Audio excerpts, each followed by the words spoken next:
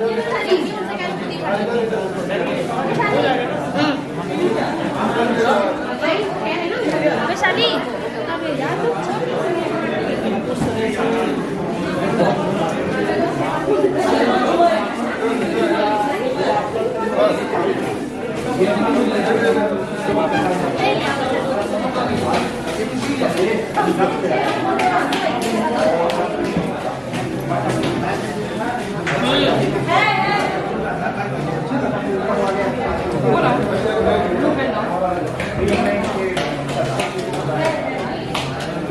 ये वाला एड्रेस सही है ना सर?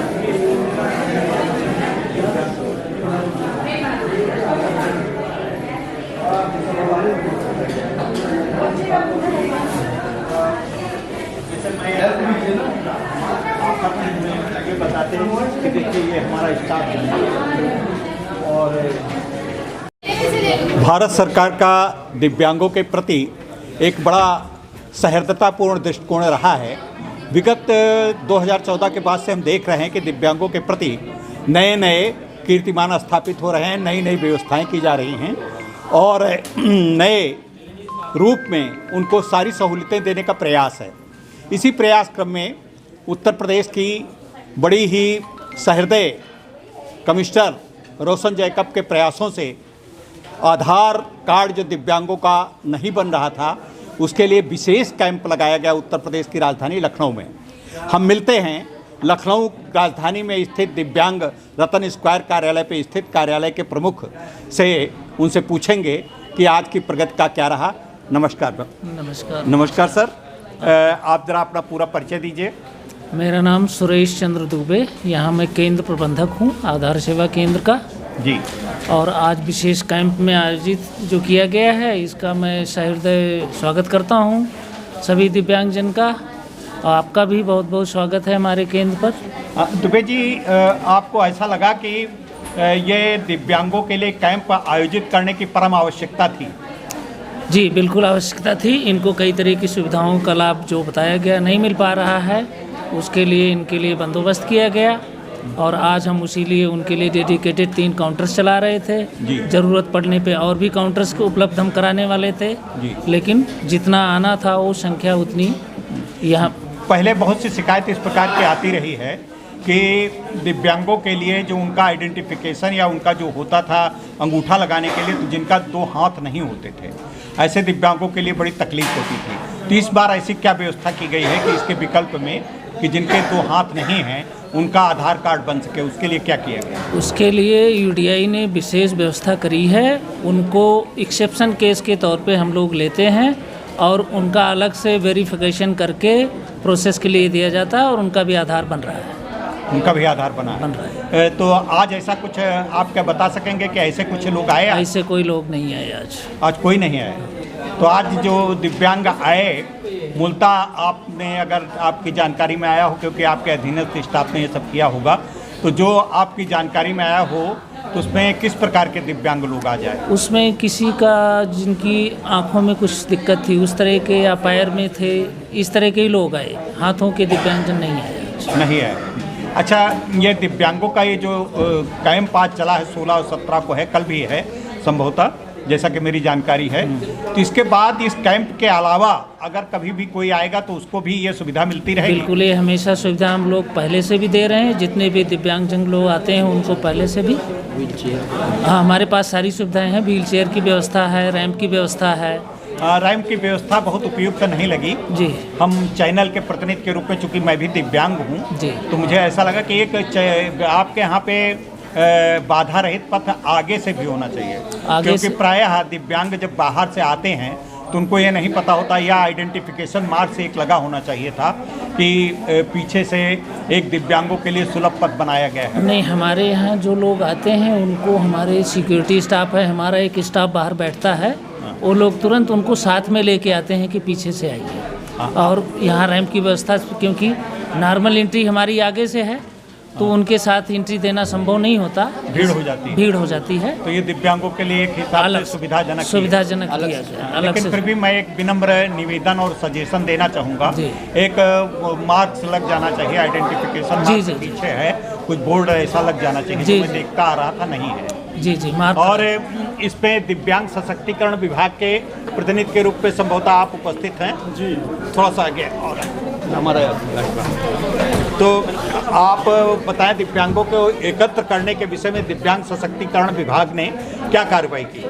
देखिए, दिव्यांगों को एकत्र करने के लिए तो सबसे पहले हम लोगों ने ऐड दिया, ठीक है, और जो हमारे ग्रुप्स वगैरह चलते हैं, व्हाट्सएप ग्रुप वगैरह, उसमें भी हम लोगों ने सूचना दिया है। हाँ, सोशल मीडिया पे हाँ, सोशल मीडिया पे भी रहता है, और समय समय पर जो है पेपर में भी हम लोग ऐड देते रहते हैं। इसका मतलब दिव्यांग सशक्तिकरण विभाग दिव्यांगों के प्रति और संवेदनशील होने के तरफ अग्रसर है। जी बिल्कुल बिल्कुल। और अभी आपकी ऐसी कौन सी योजनाएं दिव्यांग सशक्तिकरण की दिशा में हैं जिनको आप सशक्तिकरण करना चाहेंगे?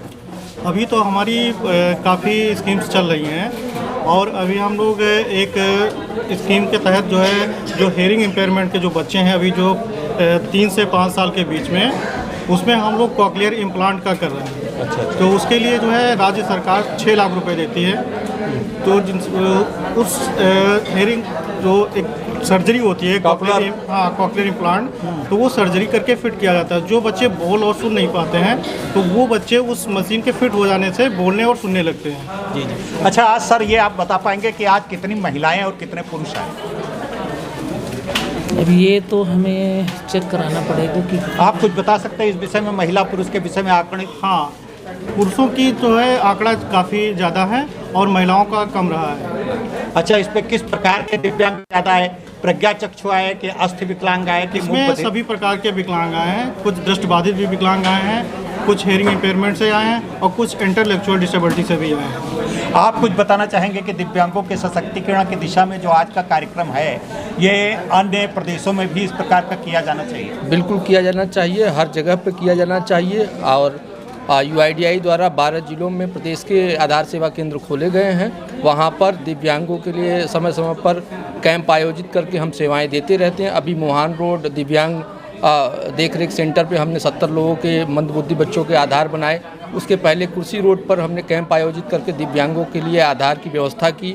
और समय समय पर हर 1-2 महीने पर हम डिफरेंट NGOs और ऑर्गेनाइजेशन की रिक्वेस्ट पर दिव्यांगों के लिए व्यवस्था करते रहते हैं। यह सेंटर उत्तर प्रदेश में दिव्यांगों की सहायता और उनकी हेल्प करने के लिए हमेशा तत्पर है, और जब कभी भी किसी को ज़रूरत पड़ेगी हमें सूचित करें, हम उनकी हमेशा सहायता करेंगे और आधार में उन्हें कोई कठिनाई नहीं आने देंगे। अच्छा, एक मैं प्रयास आपके माध्यम से करना चाहता हूँ। आप अपने दिव्यांग सशक्तिकरण का जो मुख्य कार्यालय है, निदेशालय है या सचिवालय है, उसके माध्यम से ऐसा प्रयास करें कि किन जिलों में दिव्यांगजनों की संख्या ज़्यादा है, वहाँ पे इस प्रकार के आधार कैंप लगवाने के विषय में आप एक प्रस्ताव भेजिए सरकार को, शासन को और सर के पास। वैसे हालांकि ये प्रस्ताव सभी जगह चल रहा है और सभी जगह पे ऐसा प्रयास किया भी जा रहा है। हाँ। लेकिन हम लोग अपने लखनऊ डिस्ट्रिक्ट में स्पेशल ये जो है 2 दिवसीय जो है प्रोग्राम रखे हुए हैं, ताकि क्योंकि हम लोगों को ये समस्या आ रही थी, कभी जब उन लोगों का पेंशन बनाना होता था या कुछ भी लाभ देना होता था, तो उन लोगों का आधार कार्ड नहीं होता था। और उन लोगों का आधार हम लोग पूछते थे, कार्ड भी पूछते थे कि भाई क्यों नहीं आधार कार्ड बना हुआ है। तो उन लोगों का सबसे पहले कारण यही था कि सर मेरा फिंगर नहीं है, तो मेरा फिंगर नहीं हो पा रहा है ना। और जो ब्लाइंड है उन लोगों का रेटिना स्कैन करते हैं, वो रेटिना स्कैन नहीं हो पा रहा है। तो इस वजह से जो है उन लोगों का आधार नहीं बन पा रहा था। अच्छा सर, एक मैं आपसे पूछूंगा, आप आधार कार्ड के विभाग से हैं, प्रतिनिधि हैं, क्या बताएं? मैं ऐसा भी है हमारे, चूँकि हमारा जो विकलांग साथी ट्रस्ट है उसके माध्यम से जो हमने सर्वे किया है, ऐसे भी जिले में 0.001% व्यक्ति हैं जिनके हाथ भी नहीं है और पैर भी नहीं है। ऐसी दशा में उनका आधार कार्ड कैसे बने? वह हमारे निकटतम आधार सेवा केंद्र पर संपर्क करें, उन्हें हर संभव सहायता दी जाएगी और उनको आधार बनाकर उनका आधार उपलब्ध कराया जाएगा। प्रदेश के 12 जिलों में लखनऊ, आगरा, गोरखपुर, वाराणसी, इलाहाबाद, गोंडा, सहारनपुर, मुरादाबाद, मेरठ और नोएडा में आधार सेवा केंद्र खुल गए हैं, और प्रदेश के अन्य जिलों में भी जल्द ही आधार सेवा केंद्र खुल जाएंगे। और किसी भी दिव्यांग को हम कोई कठिनाई नहीं आने देंगे। आधार के संबंध में उन्हें उत्तर प्रदेश में कोई कठिनाई नहीं आएगी। अंतिम प्रश्न है, आप बताएं कि आज दिव्यांगों के कितने रजिस्ट्रेशन हुए? आज जो है 32 रजिस्ट्रेशन हुआ है, ठीक है। अभी 2-4 और होंगे तो हो गया होगा। अच्छा। और अधिकतर तो जो है आज इंक्वायरी किए हैं लोग, क्योंकि दिव्यांग आज 100% नहीं आ पाए हैं। उसमें 2-3 फोटो कल आप फिर लगा मैं देना आऊँगा इनको। आपसे आंकड़े लेने और कल फिर मैं आपसे बात करूँगा। हो सकता मैं ना आ पाऊँ तो मेरा प्रतिनिधि आएगा, आपसे पूछेगा। हम बिल्कुल आप आंकड़े हमको दोनों दिनों के मिला के दीजिएगा। बहुत बहुत शुभकामनाएं, बहुत दिव्यांग विभाग की तरफ से और दिव्यांग समुदाय की तरफ से आप सभी लोगों का बड़ा मैं कृतज्ञता व्यक्त करता हूं और आभार व्यक्त करता हूं, बड़ी शुभकामनाएं देता हूं। और दिव्यांगों को प्रत्येक प्रकार की सुविधा प्रदान करना न केवल एक औपचारिक है बल्कि एक पुण्य कार्य भी है। तो इसलिए मैं समझता हूं कि आप लोगों को बहुत बहुत आभार और बहुत बहुत शुभकामनाएं। नमस्कार। आधार सेवा केंद्र की